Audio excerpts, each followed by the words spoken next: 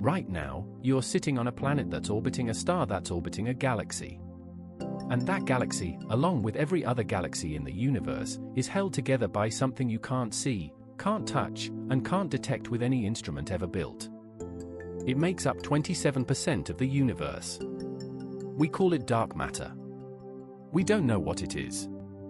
We don't know where it comes from.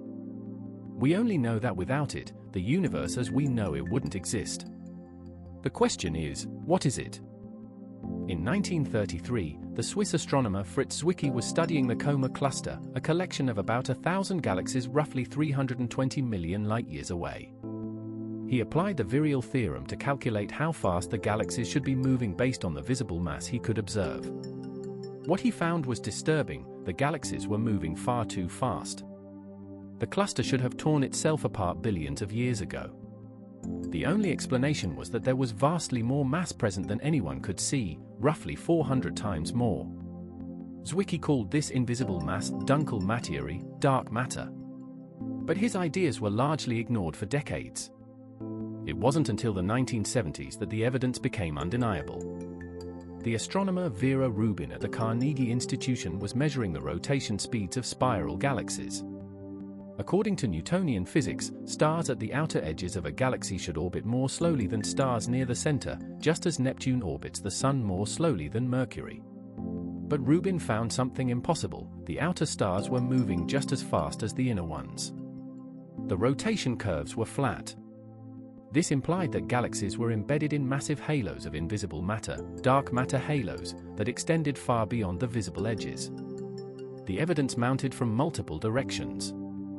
In 2006, the Chandra X-ray Observatory observed the Bullet Cluster, two galaxy clusters that had collided.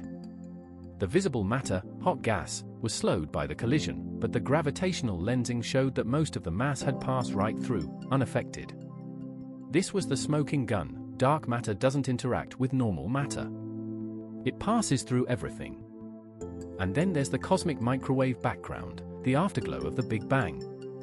The Planck satellite's measurements of this radiation revealed the precise composition of the universe: 5% ordinary matter, 27% dark matter, and 68% dark energy. These numbers are precise to within 1%. Dark matter isn't a guess. It's a measured fact.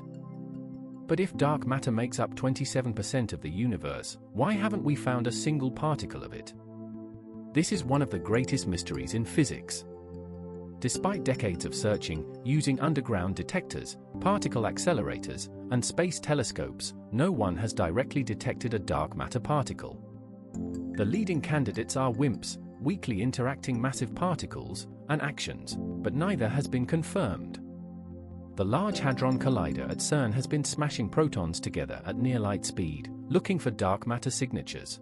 Nothing.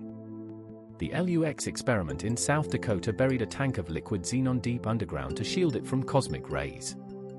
Nothing. The Axion dark matter experiment at the University of Washington is scanning radio frequencies for the faint signal that axions would produce. Nothing. And this has led some physicists to question whether dark matter exists at all. The alternative theory, MOND, modified Newtonian dynamics, proposed by Mordechai Milgrom in 1983, suggests that the problem isn't missing matter. It's that our understanding of gravity is wrong. MOND proposes that gravity behaves differently at very low accelerations, which would explain galaxy rotation curves without invoking invisible matter. In 2021, the physicists Konstantinos Skordis and Toms Losnik published a relativistic version of MOND that could explain the cosmic microwave background, the one piece of evidence that MOND had previously struggled with. It was a breakthrough that revived the debate. But MOND has its own problems. It can't fully explain the Bullet cluster, and it struggles with galaxy cluster dynamics. The truth is, neither dark matter nor MOND provides a complete picture. We're missing something fundamental about how the universe works. So here's what we're left with. The universe is mostly invisible. Everything you've ever seen, every star, every planet, every atom in your body, makes up just 5% of what's out there.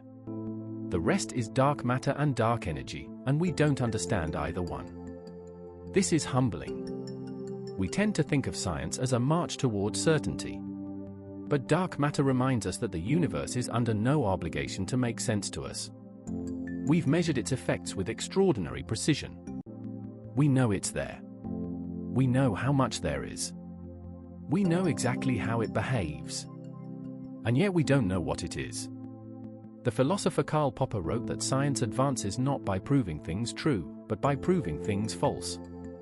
Dark matter hasn't been proven false. But it hasn't been proven true either. It's a placeholder, a name we give to our ignorance. Perhaps one day, someone will find the particle. Or perhaps they'll find that the answer was something we never imagined, something that makes us rethink not just dark matter, but the nature of reality itself. Until then, we live in a universe that is mostly mystery. And that, perhaps, is the most honest thing science can tell us.